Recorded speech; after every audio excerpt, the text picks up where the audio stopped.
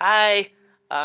So this is the tutorial for how I did this bass out of an acoustic guitar, because there's not that many instructional videos online, so I figured I'd show you how to do it, because there's a few steps that the other ones left out that are actually pretty important.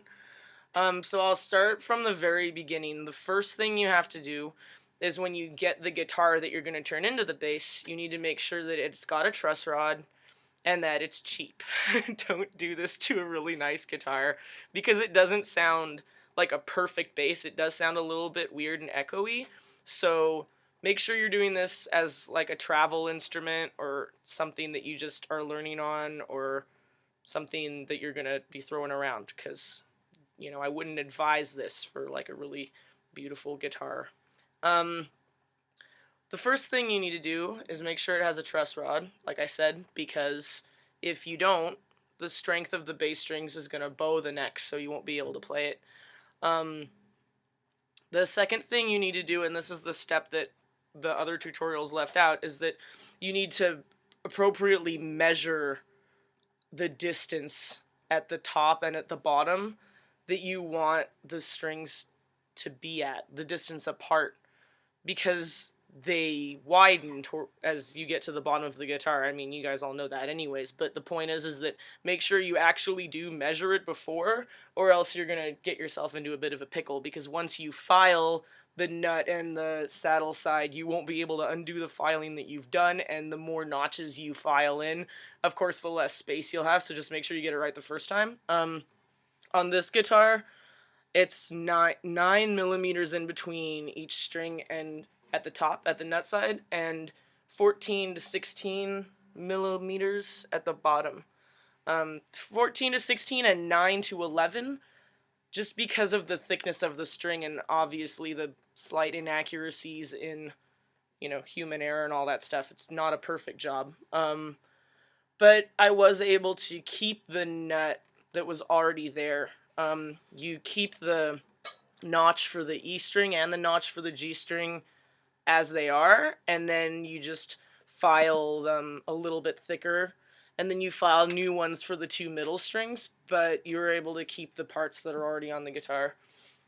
Once you've done your measurements, and once you've done all of that stuff, you can do the other part, the sort of more fun part, is that you get to put the door hinge bridge on, and this is what'll sort of allow you to more effectively turn the guitar into a bass, because I tried to just string bass strings onto this thing, and it doesn't work, because the intonation goes completely weird, because you don't have the extra length, right?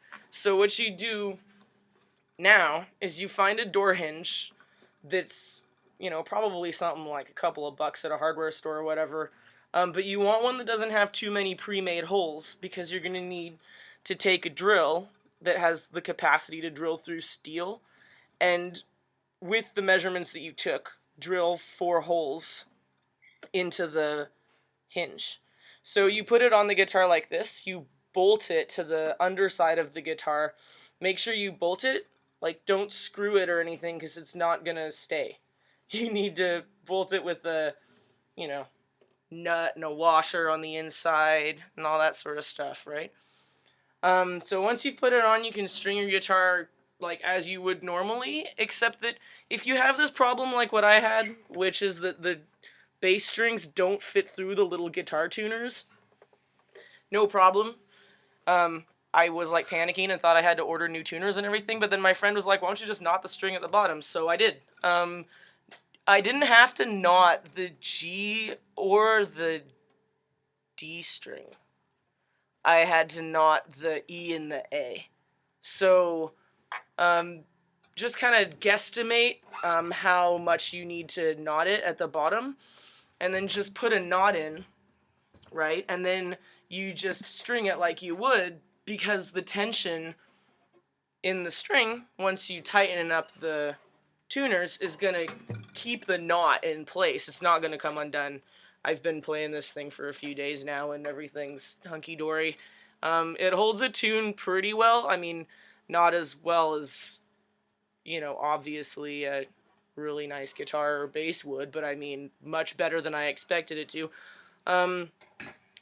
The intonation is not actually off. I was expecting it to be off after the 12th fret because that's what everyone was saying it would be. But, you know, even though it sounds kind of watery, you know, it sounds pretty okay.